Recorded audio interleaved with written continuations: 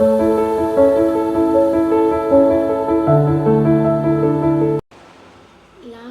சூரியம்.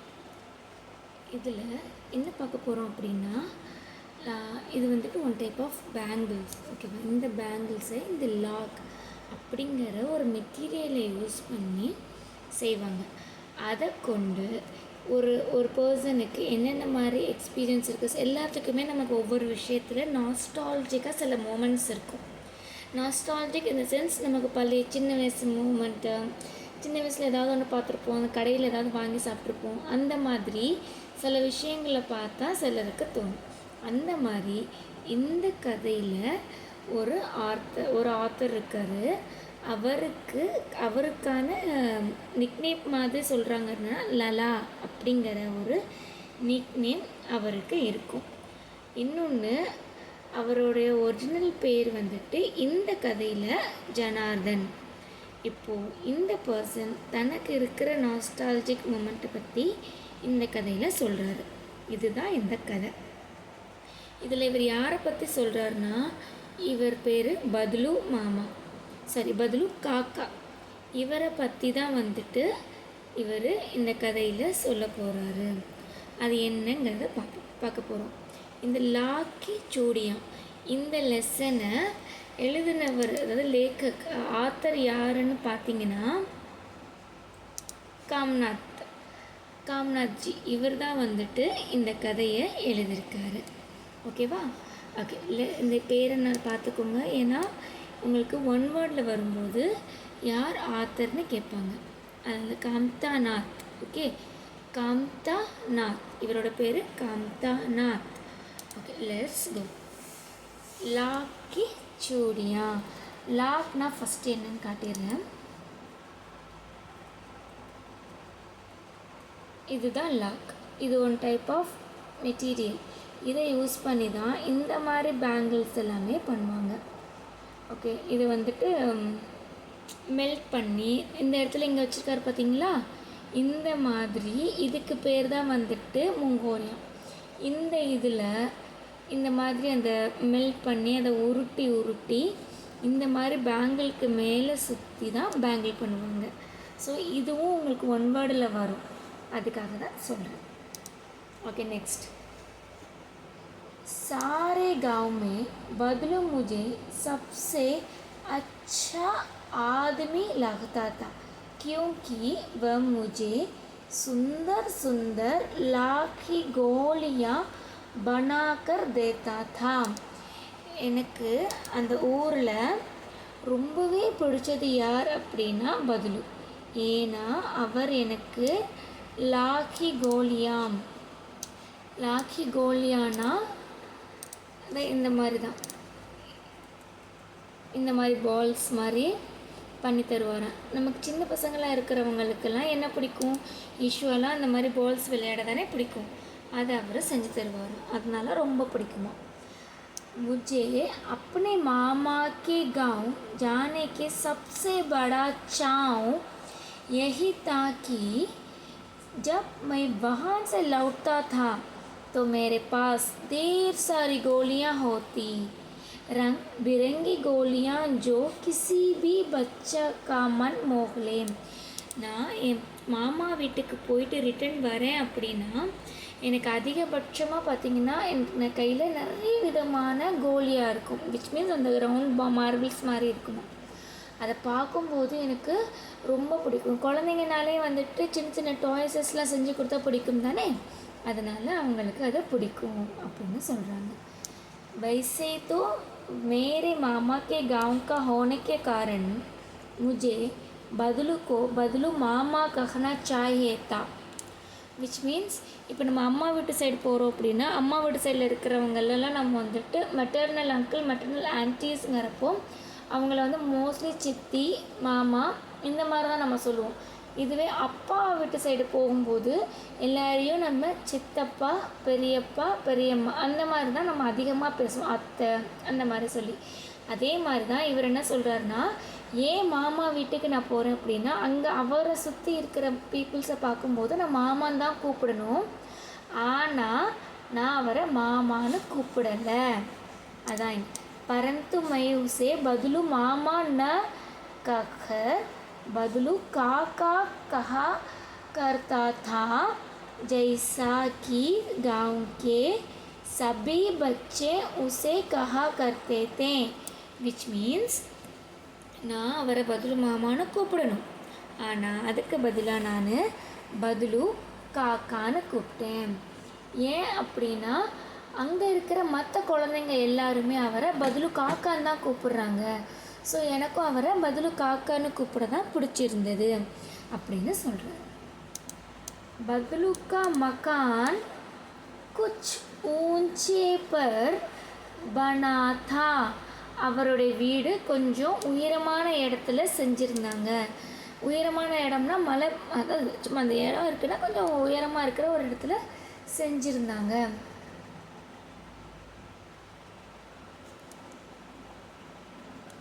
मकान के सामने बड़ा सा सहन था, जिसमें एक पुराना नीम का वृक्ष लगा था. ஓகே, அப்படின்னா அவருடைய ஆக்சுவலாக மக்கான் அப்படின்னா பில்டிங்னு அர்த்தம். சில இடங்களில் அது வீடு அப்படிங்கிற அர்த்தத்தையும் கொடுக்கும். மக்கான்கே சாமனே வீட்டுக்கு முன்னாடி ஒரு பெருசாக ஒரு இடம் வந்து அந்த இடத்துல பார்த்தீங்கன்னா ஒரு நீம் ட்ரீ, விரிக்ஷ் அப்படின்னா நீம் ட்ரீ வந்துட்டு இருந்துச்சு அப்படின்னு அர்த்தம். उसी की नीचे बैठकर बदलू अपना काम किया करता था. அந்த நீம் ட்ரீக்கு கீழே உட்காந்து தான் அவரோட வேலைகள்லாம் செய்வாராம். बगल में बट्टी ढकती रखती जिसमें वह लाख पिघलाया करता. विच मीन्स அவருக்கு பக்கத்தில் ஒரு ஃபர்னஸ், இங்கே பார்த்தீங்களா, இங்கே ஒரு இது தெரியுதா, இதிலேருந்து இங்கேருந்து நெருப்பு எரிஞ்சிக்கிட்டே இருக்குமா. இந்த ஃபர்னேஸ்க்கு பேர் தான் வந்துட்டு பட்டி. இதில் வந்துட்டு எப்போவுமே நெருப்பு இருந்துக்கிட்டே இருக்கும், சூடு இருந்துக்கிட்டே இருக்கும். அதில் தான் அந்த லாகை வந்துட்டு அவர் வந்துட்டு பிகிலாயா கர்த்தா. பிகிலாயானா மெல்ட் பண்ணுறது, பிகல்னா அப்படின்னா மெல்ட் ஆகுறது. அந்த பார் காமிச்சிருந்தேன்ல, இந்த பாரை இந்த இதுக்கு பேர் தான் பட்டி. இந்த பட்டியில் தான் இதை பிகலாயா கர்த்தா தான், அந்த பிகால்கர் இந்த மாதிரி வந்துட்டு உருட்டுவார். இதுக்கு பேர். सामने एक लकड़ी की चौखट पड़ी रहती, जिस पर लाख के मुलायम होने पर वह उसे सलाख के समान पतला करके चूड़ी का आकार देता. அந்த நெருப்பில் அந்த லாக் மெல்ட் ஆனதுக்கப்புறம் அதை அப்படியே உருட்டி ரொம்ப வந்துட்டு நைஸ், அதாவது தின் பண்ணுவாராம். தின் பண்ணி, சலாக் அப்படின்னா ஊசிங்கிறதும் சொல்லலாம், ரொம்ப தின்னாக இருக்கிற பாருங்கிறதும் சொல்லலாம். அந்த அளவுக்கு வந்து சின்னதாக்கி அதை வந்துட்டு வளையலுடைய உருவத்தை வந்து ஆக்கார்னா உருவம் தர்றது. அடுத்தது, पास में 4 जगह विभिन्न आकार की बेलन नुमा मुंगोरियाँ रखी रहती, जो आगे से कुछ पतली और पीछे से मोटी होती. ओके, विच मीन्स அவர்கிட்ட விதவிதமான பேலன் நனுமா முங்கேரியா இருக்குமா. பேலன் நனுமா முங்கேரியா அப்படின்னா இந்த கையில் இங்கே வச்சுருக்காருல இவர், இந்த மாதிரி இல்லாமல் இன்னொன்று வேறு ஒரு ஃப்ரேம் மாதிரி இருக்கும். அந்த ஃப்ரேமில் பார்த்திங்கன்னா, இப்போ நம்ம குழந்தைங்களுக்கு ஒரு விதமான சைஸ் பேங்கிள், பெரியவங்கள்னா ஒரு விதமான சைஸ் பேங்கிள். அதே மாதிரி பேங்கிள்ஸ்லேயே தின் பேங்கிள், அப்புறம் நல்லா திக்காக இருக்கிற மாதிரி பேங்கிள்ஸ்லாம் இருக்கும். ஸோ இது எல்லாமே வேரியஸ் டைப் ஆஃப் மோல்டிங்கில் தான் பண்ணுவாங்க.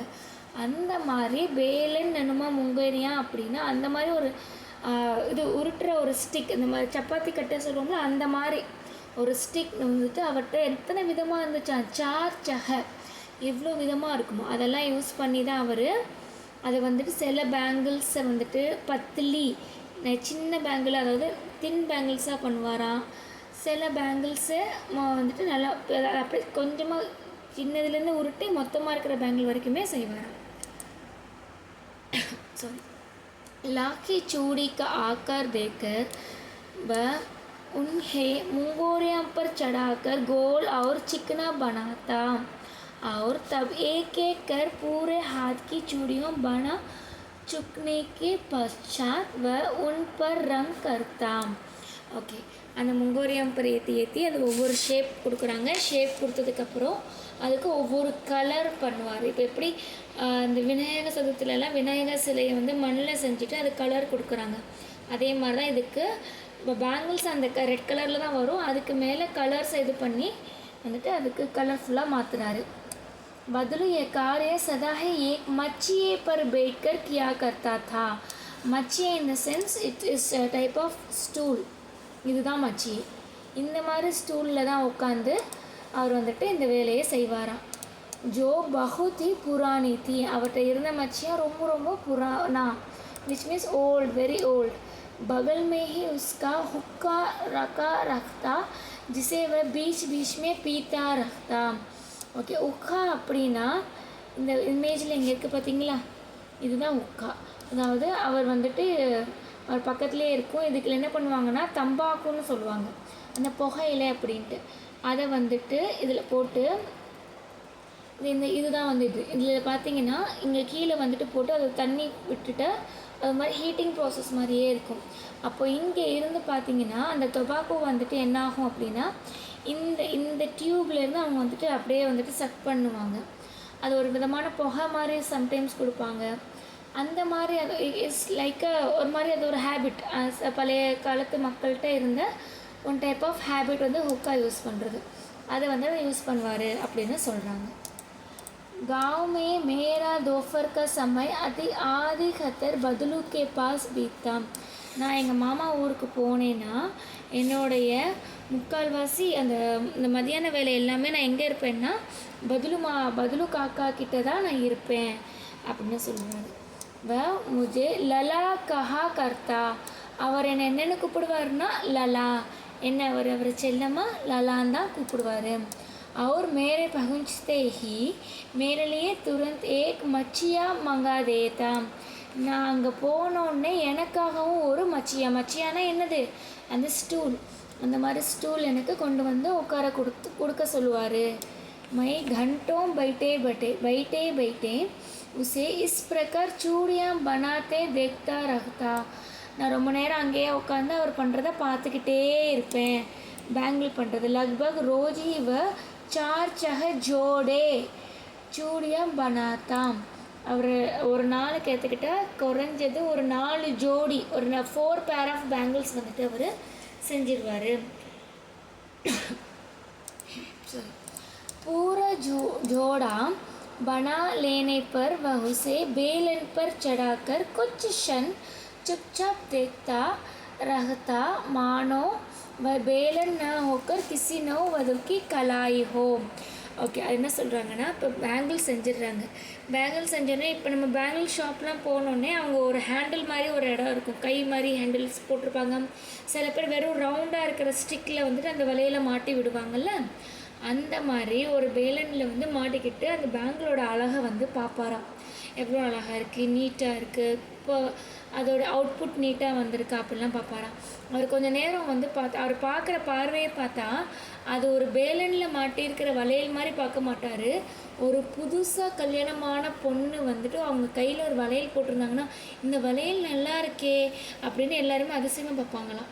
அந்த மாதிரி அவர் அவ்வளோ ஒரு ஆச்சரியத்தோடவே தான் பார்ப்பாராம். ஒரு இதோட அந்த கலாயி அப்படின்னா நம்ம விரிஸ்ட், கையில் விரிஸ்ட் அதை சொல்கிறது தான் கலாயி. பதிலும் மணிஹார் இந்த சென்ஸ் அது ஒரு ஊர், அந்த ஊர்லேருந்து வந்தவங்க.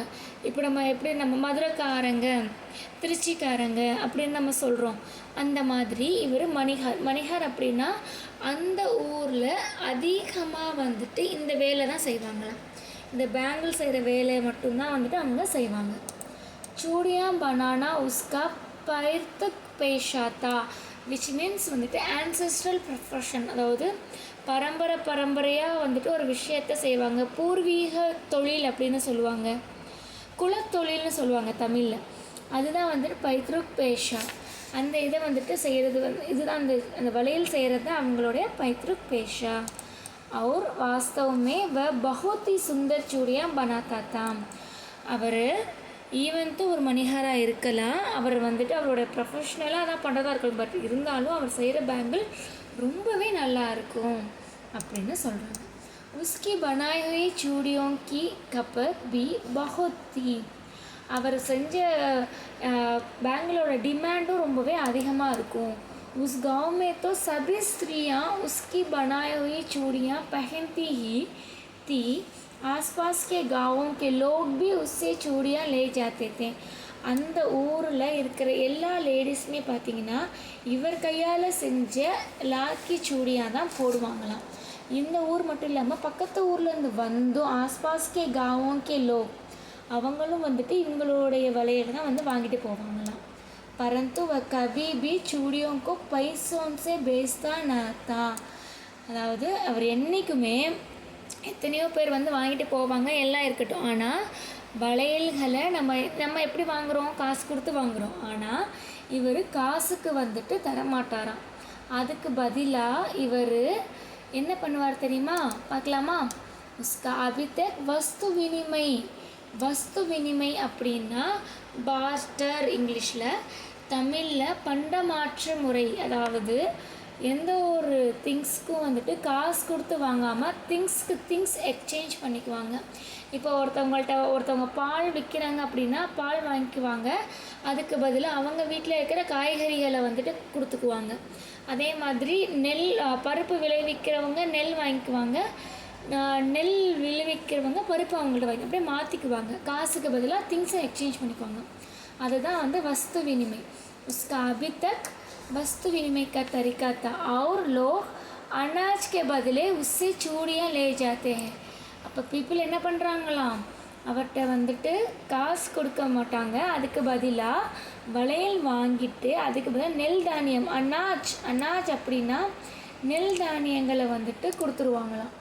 நெல் தானியங்களை கொடுத்துட்டு அதுக்கு பதிலாக வளையல்களை வாங்கிட்டு போயிடுவாங்களாம்। बदलू स्वभाव से बहुत सीधा था और ரொம்பவே ஹானஸ்ட் பர்சன்। मैंने कभी भी उसे किसी से झगड़ते नहीं देखा। இது வரைக்கும் நான் அவரை யார் கூடயும் சண்டை போட்டு நான் பார்த்தது கிடையாது। हाँ शादी विवाह के अवसरों पर वह अवश्य जिद पकड़ जाता है। which means கல்யாணம் ஏதாவது ஒரு விசேஷம்னா அவர் ரொம்பவே அழுத்தமாக இருப்பார், நீங்கள் எல்லாருமே இந்த பேங்கிள் தான் போடணும் அப்படின்ட்டு। जीवन पर चाहे कोई उससे मुफ्त जोड़ियाँ ले जाए, परंतु विवाह के अवसर पर वह सारी कसर निकाल लेता है। आखिर सुहाग के जोड़े के महत्व ही और होता है। அதாவது என்ன சொல்கிறாங்க அப்படின்னா, என்னதான் இருந்தாலும் அவருக்கு வந்துட்டு வளையல் வந்து கல்யாணம் அப்படின்னா கண்டிப்பாக வந்துட்டு இந்த வளையல் தான் போடணும்। இப்போ நம்ம தமிழ்நாட்டில் ஒரு கல்ச்சர் இருக்கும், ஹிந்துஸில் வந்து பார்த்திங்கன்னா அவங்க வந்துட்டு சாரீ வந்து பட்டு சாரீ அவ்வளோ காஸ்ட்லியாக வாங்கியிருப்பாங்க, பட் இருந்தாலும் அந்த முகூர்த்தம் அந்த தாலி கட்டுற இந்த நேரத்தில் ட்ரெடிஷ்னலாக வந்துட்டு கூரை புடவைன்னு ஒன்று கட்டுவாங்க, அது பார்க்கவும் அவ்வளோ அழகாக இருக்கும், ட்ரெடிஷ்னல் வேல்யூ பண்ணுற விதமும் நல்லாயிருக்கும்। அதே மாதிரி இதுதான் ட்ரெடிஷ்னல், இதுதான் ஃபாலோ பண்ணணும் அப்படிங்கிறது ரொம்பவே அழுத்தமாக கடைப்பிடிப்பார் அப்படின்னு சொல்கிறாங்க। मुझे याद है मेरे मामा के यहाँ किसी लड़की के विवाह पर जरा सी किसी बात पर बिगड़ गया था। எனக்கு நினப்பு இருக்குது, இங்கே எனக்கு தெரிஞ்சவங்க ஒருத்தவங்க வீட்டில் கல்யாணம்னாலே பிரச்சனை வரும், அதே மாதிரி அவங்க வீட்லேயே ஒரு சின்ன பிரச்சனை வந்தது।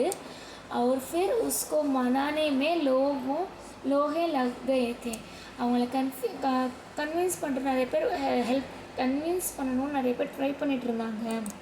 विवाह में इसी जोड़े का मूल्य इतना बढ़ जाता कि उसके लिए उसकी घरवाली को सारे वस्त्र मिलते, देरों अनाज मिलता, उसको अपने लिए पगड़ी मिलती और रुपये जो मिलते सो अलग। அதாவது ஒரு பொண்ணு கல்யாணம் பண்ணி வராங்க அப்படின்னா அவங்க கையில் கம்பல்சரி லாக்கி சூடி இருக்கும், அது ரொம்பவே பெருமை மிக்க விஷயமாகவும் ரொம்ப கௌரவமான விஷயமாகவும் பார்க்கப்பட்டுச்சு। அப்படி வராங்க அப்படின்னா ரொம்ப வசதியாக இருக்கிறவங்க, இப்போ எப்படி நம்ம ஜுவல்ஸு அப்புறம் பர்டிகுலர்லாம் வந்து ஒரு ஒரு விதமான ஒரு மித்து இருக்கும் எல்லா கல்ச்சர்லேயுமே, இப்படி இருந்தால் இவங்க வந்து இவ்வளோ கொண்டு வருவாங்க, இவ்வளோ இருக்கும். அதே மாதிரி தான் பொண்ணு, ஒரு கல்யாணம் ஆகிற பொண்ணு இதெல்லாம் கொண்டு வந்தால் தான் ரெஸ்பெக்ட் இருக்கும் அப்படிங்கிறது அவங்களோட பிலீஃப். அது இல்லைங்கிறப்போ அதனால பிரச்சனைகளும் வந்தது அப்படின்னு சொல்கிறாரு. यदि संसार में बदलों को किसी बात से जिद थी तो बात ही कांच के चूड़ियों से. அவருக்கு வந்துட்டு கண்ணாடி வளையல், காஞ்ச் கே சூடியும் அப்படின்னா கண்ணாடி வளையல், அதை மட்டும் அவர் போடவே கூடாது, ரொம்ப அழுத்தமாக இருப்பார், ரொம்ப அடம் பிடிப்பார். यदि किसी भी स्त्री के हाथों में उससे कांच की चूड़ियाँ दिख जाती तो वह अंदर ही अंदर कूद उठता और कभी कभी तो 2-4 बातें भी सुना देता. அவருக்கு கண்ணாடி வளையல் போட்டாலே பிடிக்காது. யாராவது அப்படி கண்ணாடி வளையல் போட்டு அவர் முன்னாடி வந்துட்டாங்க அப்படின்னா அவருக்கு சுத்தமாகவே பிடிக்காது, அவங்கள திட்டவும் செஞ்சிருவார் சம்டைம்ஸ் அப்படின்னு சொல்கிறாங்க. मुझसे तो वह घंटों बातें किया करता, कभी मेरी पढ़ाई के बारे में पूछता. என்கிட்ட அவர் மணிக்கணக்காக பேசுவார், எப்போவாது என்னுடைய படிப்பு விஷயத்தை பற்றியும் அவர் கேட்பார். कभी मेरे घर के बारे में और कभी यूं ही शहर के जीवन के बारे में. எப்போவாது என்னோடய வீட்டை பற்றி கேட்பார், சம்டைம் வந்துட்டு நான் இருக்கிற ஊரை பற்றியும் அங்கே இருக்கிற லைஃப் ஸ்டைல் பற்றியும் இவர் கேட்பார். जीवन के बारे में ना அங்கே இருக்கிற லைஃப் ஸ்டைல். मैं उससे कहता कि शहर में सब कांच की चूड़ियाँ पहनते हैं. நான் அவர்கிட்ட சொல்லுவேன், எங்கள் ஊர்லலாம் பார்த்திங்கன்னா நிறைய பேர் கண்ணாடி வளையல் போடுறாங்க. தோவை உத்தர் தேத்தா. அப்போ நான் சொன்னேன்னா அவருக்கு கோவம் வரும், கோவத்துலேயே அவர் வந்துட்டு கோவண்டில் அவர் அதுக்கான ஒரு ஆன்சர் அவர் பண்ணுவார். ஷஹர் கி பாத் அலக் ஹே லலா. உன்னோட அதாவது கிராமம் வேறு சிட்டி வேறு அப்படின்னு நம்ம அடிக்கடி பெரியவங்க சொல்லி கேட்டிருப்போம்ல, அதே மாதிரி சொல்கிறாங்க. சிட்டி லைஃப்ங்கிறது வேறு, அங்கே நடக்கிற விஷயங்களும் வேறு. வஹாத்தோ சபி குச் ஹோத்தா ஹை. அங்கே எது வேணாலும் நடக்கலாம். वहाँ तो औरतें अपने मर्द का हाथ पकड़कर सड़कों पर घूमती भी है. அதாவது இப்போ கிராமத்தில் ஹஸ்பண்ட் அண்ட் ஒய்ஃப் பக்கத்தில் உட்காந்து பேசுகிறது கூட வந்துட்டு எல்லோரும் யோசிப்பாங்க. ஆனால் சிட்டியில் அப்படி கிடையாது. அவங்க ரொம்ப ஜாலியாக ஹஸ்பண்ட் அண்ட் ஒய்ஃபாக சேர்ந்து கூட போவாங்க, அதெல்லாம் யார் கண்ணுக்கும் அது தப்பாக தெரியாது.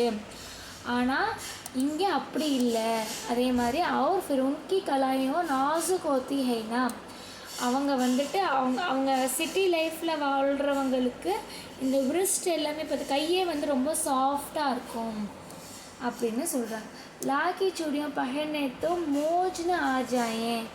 ஏன்னா லாக்கி சூடியாக கொஞ்சம் வெயிட்டாக இருக்கும். ஸோ அவங்களுக்கு அது போடும்போது கொஞ்சம் ஹெவி வெயிட்டடாக தெரியும், அதனால அவங்க அதை போடுறது இல்லை அப்படின்னு சொல்கிறாரு. கவி கவி பதிலும் மேரி அச்சே காசி காத்திர் பி கர்த்தா. ரொம்ப என்னை வந்து ரொம்பவே வந்துட்டு பெருமையாகவும் பேசுவார்.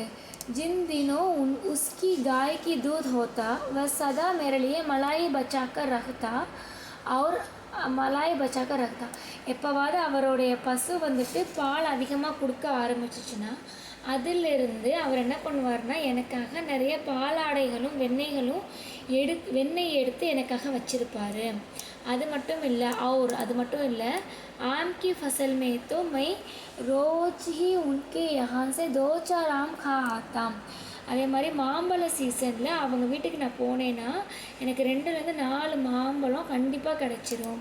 परंतु इन सब बातों के अतिरिक्त जिस कारण वह मुझे अच्छा लगता वह यह था कि लगभग रोज़ ही वह मेरे लिए 1-2 गोलियाँ बना देता.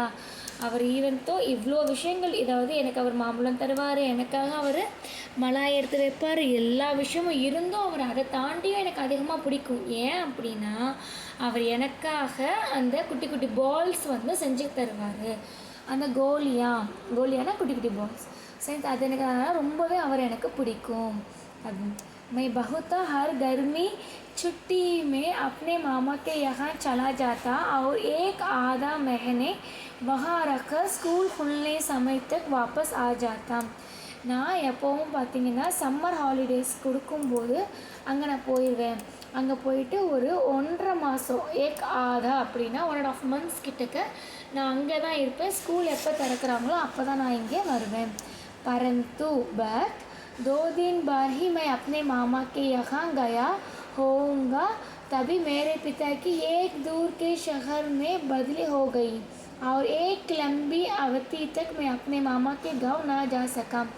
நான் இத்தனை வருஷத்தில், அதாவது எனக்கு சம்மர் ஹாலிடேஸ் வந்து கிடச்சி நான் எங்கள் மாமா ஊருக்கு எப்போல்லாம் போயிருப்பேன்னா ஒரு 2 or 3 டைம்ஸ் தான் நான் போயிருப்பேன். அதுக்கப்புறம் பார்த்தீங்கன்னா எங்கள் அப்பாவுக்கு ட்ரான்ஸ்ஃபர் கிடச்சிருச்சு. அதனால நாங்கள் வேறு ஒரு ஊருக்கு ஷிஃப்ட் ஆகிற மாதிரி ஆயிடுச்சு, கொஞ்சம் தூரமாக இருக்கிற ஊருக்கு. அதனால என் மாமா ஊருக்கே நான் போக முடியாத சுச்சுவேஷன் ஆயிடுச்சு. தப் लगभग 8-10 वर्षों 8-10 वर्षों आइडिச்சு. 8-10 वर्षों के बाद जब मैं वहाँ गया तो इतना बड़ा हो चुका था कि ला की गोलियों में मेरी रुचि नहीं रह गई थी. எல்லாருக்குமே குழந்தையாக இப்போ பொம்மையை வச்சு விளையாடும் போது குழந்தையா இருக்கிறது தான் பொம்மையை வச்சு விளையாடுவாங்க சிலர். அதுக்கப்புறம் வளர்ந்ததுக்கப்புறம் அதை வச்சு விளையாட கூட நமக்கு டைம் கிடைக்காது. அதே மாதிரி அவர் சின்ன பிள்ளையாக இருக்கும்போது அந்த பால்ஸ்லாம் வச்சு விளையாடுவார். ஆனால் இப்போ அவருக்கு 8-10 வருஷம் கழிஞ்சிருச்சு. அப்போ கிட்டத்தட்ட இப்போ ஒரு 6 வயசில் அவர் போயிருந்தார் அப்படின்னா இப்போ ஒரு 10 வருஷம்னா 16 வயசு ஆயிருக்கும். இப்போது பெரிய பிள்ளையாக இருப்பார். அப்போ அந்த டீனேஜில் இருக்கிற பாய்க்கு வந்துட்டு அதை வச்சு விளையாடணுங்கிற இது தோணிருக்காது. அது மாதிரி எனக்கு ரொம்ப வருஷம் ஆனாலும் எனக்கு அந்த இன்ட்ரெஸ்ட்டும் போயிடுச்சு. अतः गाँव में होते हुए कभी कई दिनों तक मुझे बदलू का ध्यान न आया. ஓகே, நான் ஊரில் இருந்து ரொம்ப நாள் ஆயிடுச்சு. பட் ஆனால் எனக்கு அதாவது திரும்ப நான் வந்துட்டு என் மாமா ஊருக்கு போயிருந்தேன். அங்கே போய் இருந்து நான் இருக்கும்போது எனக்கு ரொம்ப நாளாக பதிலு காக்காவை பார்க்கணுங்கிற எண்ணமே வரல. சடனாக அன்னைக்கு தோணுச்சு. इस बीच मैंने देखा कि गाँव में लगभग सभी स्त्रियाँ कांच की चूड़ियाँ पहने हैं. இப்போது இந்த கேப்பில் நான் பார்க்குறேன் அந்த ஊரில் இருக்கிற நிறைய லேடிஸு எல்லாருமே லாக்கி சூடியாக தான் போட்டுட்டு இருந்தாங்க. ஆனால் இப்போ என்ன சூடியாக போட்டிருக்காங்க? காஞ்சி சூடியாக, விச் மீன்ஸ் எல்லோரும் கண்ணாடி வளையல் போட்டுக்கிட்டு இருந்தாங்க. விர்லேனா ரேர், விர்லேஹி ஹாத்தோமே மைனே லாக்கி சூடியாக देखी. சில பேரோட வீட்டில் கையில் மட்டும்தான் நான் லாக்கி சூடியாக பார்த்தேன். तब तक एक दिन सहसा मुझे बदलू का ध्यान हो गया. எனக்கு சடனாக அவரை பார்க்கணுன்னு தோணுச்சு. बात यह हुई कि बरसात में मेरे मामा की छोटी लड़की आंगन में फिसल कर गिर पड़ी और उसके हाथ की कांच की चूड़ी टूटकर उसकी कलाई में घुस गई. அப்படின்னா இது ஏன் மாமா நினப்பு வந்துச்சு அப்படின்னா, என்னுடைய மாமா பொண்ணு அங்கே இருந்தா. அவள் அந்த மழை பெய்ஞ்சத்தில் வீட்டுக்குள்ளேயே ஒரு ஓடிஎஸ் மாதிரி இருக்கும்.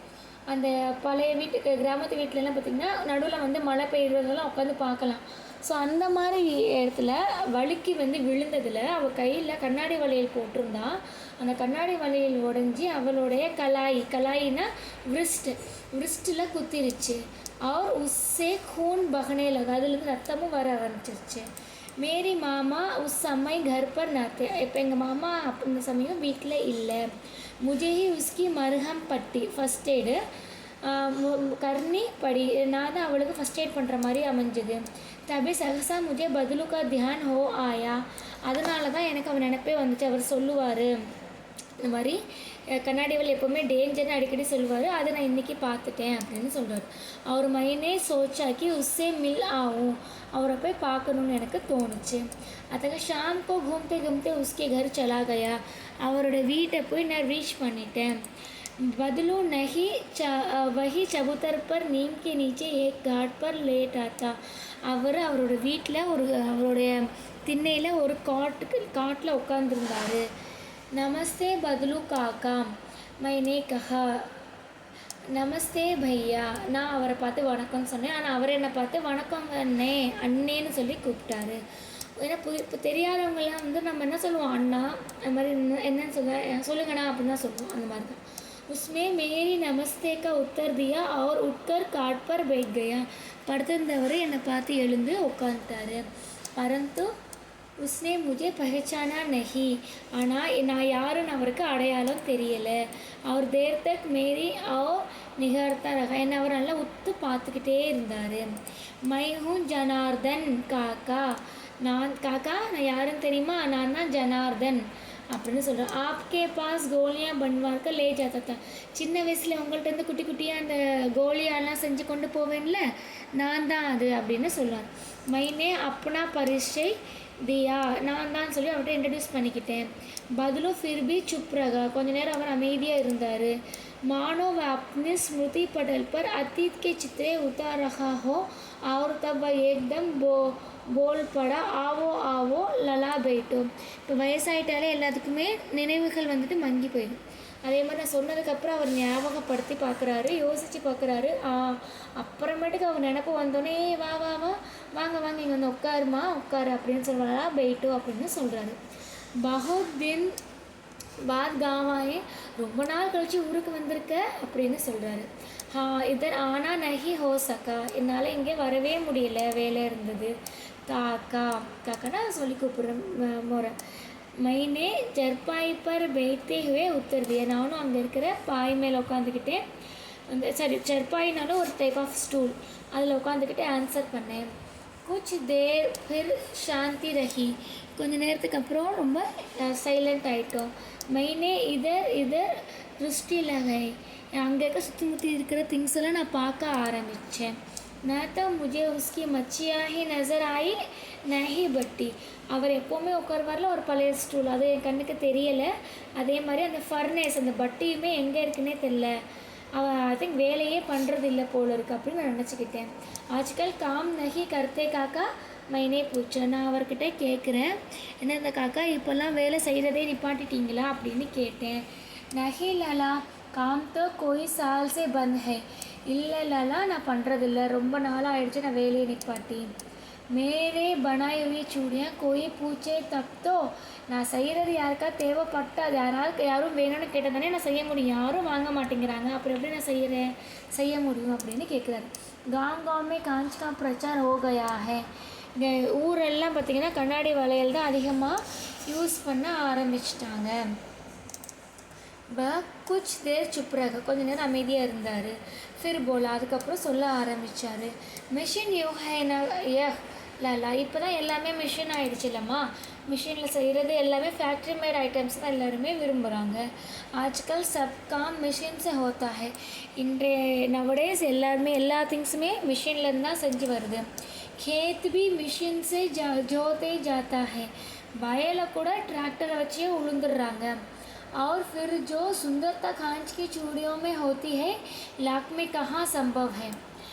கண்ணாடி வளையல்லாம் பார்த்திங்கன்னா விதவிதமாக இருக்கும், கலர்ஃபுல்லாக இருக்கும், டிசைன்ஸ் அதிகமாக இருக்கும். ஆனால் அதெல்லாம் லாக்கி சூடியில் கிடைக்கிறது கிடையாதுல்ல, அதனால யாரும் இதை விரும்புறதில்ல.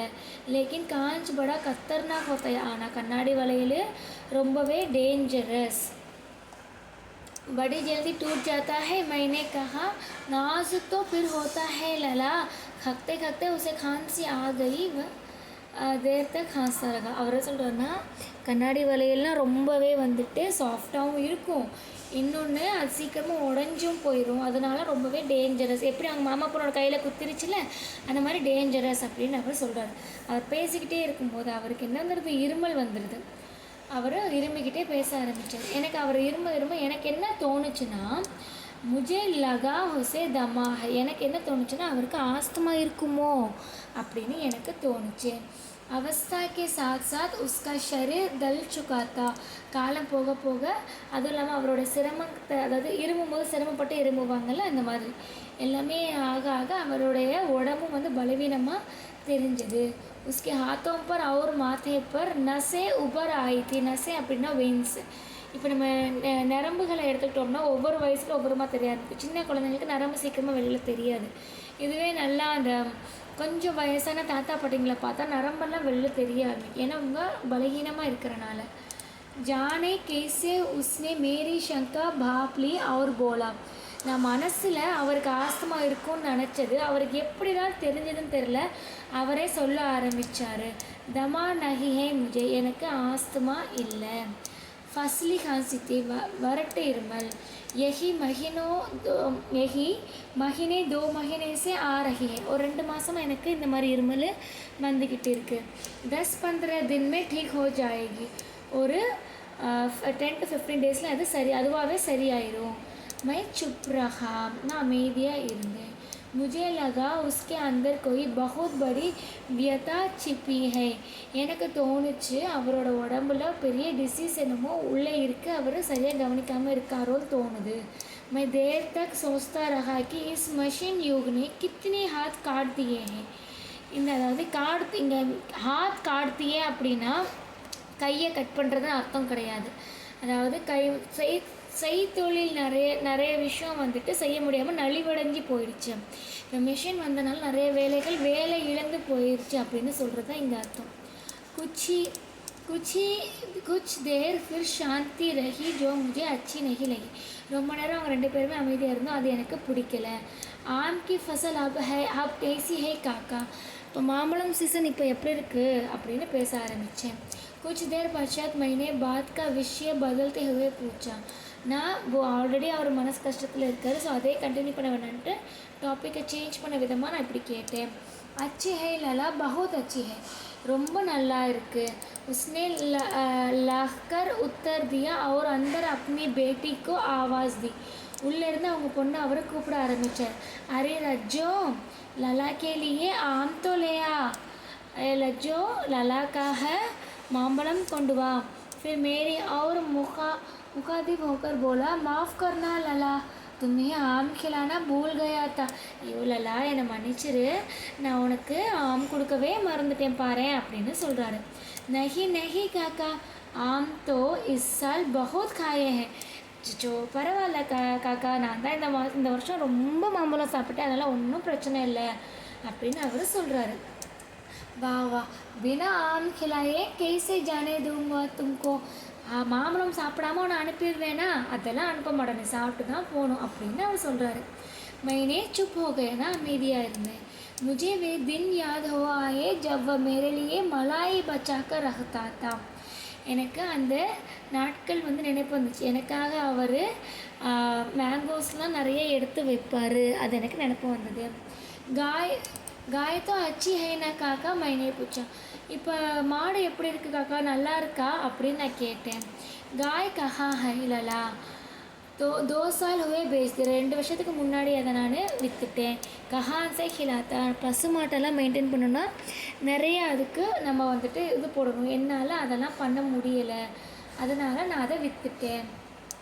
इतने में रज्जो उसकी बेटी अंदर से एक डलिया में देर से आम ले आई.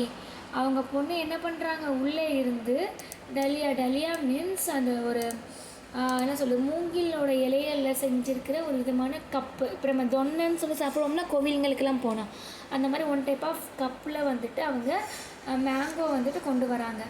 ஏதோ பஹுத் ஹை காக்கா, இது ரொம்பவா இருக்குது காக்கா. இத்தனை கஹா காப்பா, அவங்க இவ்வளோ நான் எப்படி நான் சாப்பிடுவேன். மைனே கஹா, வா வா வா வா வா ஹஸ் படான்னு வா வா சொல்லிட்டு சிரிக்க ஆரம்பிச்சிட்டாரு. ஷஹரி टहरे न, मैं तुम्हारी उम्र का था तो इसके 4 गुने आम एक वक्त में खा जाता. நான் வயசுக்காரனா, அதுவும் சிட்டியில் இருக்கிற பையனாக இருந்திருந்தேன்னா இந்நேரம் நான் உன்னை விட 4 மடங்கானா சாப்பிட்ருப்பேன் அப்படின்ட்டு அவர் சொல்கிறார். அடுத்தது आप लोगों की बात और है. மைனே உத்தர் தியா. காக்கா உங்கள் காலத்தில் நடக்கிற விஷயங்கள்லாம் வேறு மாதிரி அப்படின்னு அவர் நான் சொன்னேன். அச்சா பேட்டி, லலாக்கோ 4-5 ஆம் சாட் கர் தோ. அதாவது அவங்க பொண்ணை பார்த்து சொல்கிறாரு, லஜோ அவங்களுக்கு 4-5 மாங்காய் வந்துட்டு கட் பண்ணி கொடு. சிந்தூரி வாழை தேனா, செந்தூரம் மாம்பழம் சொல்லி சாப்பிட்ருவோம்ல, அந்த வகை மாம்பழத்தை எடுத்துக்கொடு. தேகோ லலா கைசே ஹே இஸ் சால் ஏற்பட் தயாருவா. அங்கே இருக்கிற ஒரு மரத்தை காமிச்சு, இந்த மரம் தான் இந்த வருஷம்தான் காய்க்க ஆரம்பிச்சிருக்கு, இதிலேருந்து தான் இந்த மாம்பழத்தை நான் எடுத்தேன் அப்படின்னு அவர் சொல்கிறாரு. ரஜ்ஜோனே 4-5 ஆம் अंजुली में लेकर मेरी और बढ़ा दिया. अंजुलिங்கிறது 1 டைப் ஆஃப் பவுலு, அதில் எடுத்து அவர் வந்துட்டு அந்த மாம்பழத்தை கட் பண்ணி என்கிட்ட கொடுத்தாங்க. आम लेने के लिए मैंने हाथ बढ़ाया तो मेरी निगाह एक क्षण के लिए उसके हाथ पर टिटक गई. நான் அந்த மாம்பழத்தை வாங்குறதுக்கு அவங்க கையை பார்த்தேன். அப்போ பார்த்தா அவங்க கையை பார்க்கணுன்னே தோணுச்சு. ஏன்னா கோரி கோரி கலாயோம் பர் லாக்கி சூடியா பகுத்தி பப் ரஹி தி. அவங்க பொண்ணோட கை ரொம்ப வெள்ளை வெள்ளையேன்னு இருந்தது. அந்த வெள்ளை வெள்ளை கையில், அதாவது கலாயம்னா விரிஸ்ட், அந்த இடத்துல அந்த லாக்கி சூடியான் போய் சேர்ந்து இருக்கிற இடத்த பார்க்கும்போது ரொம்பவே க்யூட்டாக இருந்தது. பப்புனா க்யூட்டுன்னு அர்த்தம். க்யூட்டாக இருந்ததுன்னு அப்படின்னு சொல்கிறாரு. பதிலூனே மேரி திருஷ்டி தேக்லி அவர் போல் படா. நான் அந்த வளையலை பார்க்குறேங்கிற பார்வையை அவர் கணிச்சிட்டாரு. பார்த்துட்டு அவர் சொல்ல ஆரம்பித்தார். யஹி ஆஹிரி ஜோடா பனாயாத்தா ஜமீன்தார் சாஹப் கி பேட்டிக்கு விவாஹ் பர். இதுதான் நான் கடைசியாக பண்ண ஒரு ஜோடி வளையல். இது எப்போ நான் பண்ணேன் அப்படின்னா ஜமீன்தாருடைய பொண்ணோட கல்யாணத்தப்போ தான் இந்த வளையலை கடைசியாக பண்ணேன். 10 ஆனே பைசே முச்கோ தே ரஹே தே. எனக்கு ஆக்சுவலாக வந்துட்டு இவர் என்ன பண்ணுவார், வளையல் செஞ்சார்னா பண்டமாற்று முறையில் தானே வாங்குவார். ஒரு நெல் கொடுத்துட்டு வளையல் கொடுத்துட்டு நெல் முட்டையை வாங்கிக்குவார். ஆனால் இது பண்ணதுக்காக ஜமீன்தார் அவருக்கு என்ன கொடுத்தா தெரியுமா, வெறுமனே 10 பைசா தான் கொடுத்தாராம். 10 ஆனே பைசே, 10 பைசா தான் கொடுத்தாரு. மைனே ஜோடா நஹி தியா. பணம் அந்த 10 பைசா எனக்கு கொடுத்தனால நான் அதை வாங்கி கொடுக்க முடியாது அப்படின்னு நான் சொல்லிட்டேன். கஹா ஷஹர்சலையா, எனக்கு கொடுத்தா நீங்கள் நெல் மூட்டையாக கொடுங்க, இல்லைன்னா நான் கொடுக்க முடியாதுன்னு சொல்லிட்டேன். ஸோ அவர் வேணும்னா நீங்கள் போய் சிட்டியில் போய் நீங்கள் டவுனில் போய் நீங்கள் வாங்கிக்கோங்க அப்படின்னு நான் சொல்லிட்டேன். அதனால அவருக்காக பண்ணது இப்போ பாப்பா போட்டிருக்கா அப்படின்னு சொல்கிறாங்க. मैंने आम ले लिए और खाकर थोड़ी देर पश्चात चला गया. நான் மாம்பழம் வாங்கிட்டு கொஞ்ச நேரத்தில் நான் அங்கேருந்து கிளம்பிட்டேன்.